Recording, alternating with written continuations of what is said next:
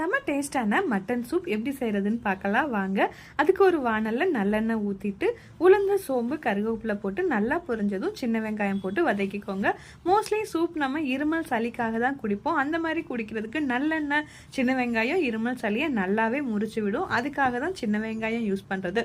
சின்ன வெங்காயம் போட்டு நல்லா வதங்கினதும் காரத்துக்கு ஏற்ப பச்சை மிளகா போட்டுக்கோங்க.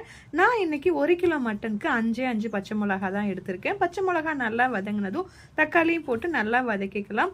மட்டன் நான் குக்கர்ல வேக வைக்க மாட்டேன், அதோட டேஸ்ட் போயிடும். அப்படிங்கறனால நல்ல மட்டன் வாங்கும் போதே கொழுப்பு, ஈரல், மூலக்கால் அது மாதிரி உள்ள மட்டனா வாங்கிட்டு நல்லா வெங்காயம் தக்காளி வதங்கினதும் மட்டனையும் போட்டு வதக்கி மூடி வச்சிருங்க. அதோட தண்ணி இஞ்சுற வரைக்கும் நல்லா வதங்கட்டும். அப்புறம் மஞ்சத்தூள் தூவிட்டு நான் சைடில் சுடுதண்ணி வச்சு வச்சிருந்தேன். எந்த அளவுக்கு லிக்விட் வேணுமோ அந்த அளவுக்கு சுடுதண்ணி தூக்கி ஊற்றிட்டு உப்பும் போட்டு கொதிக்க வச்சுக்கலாம்.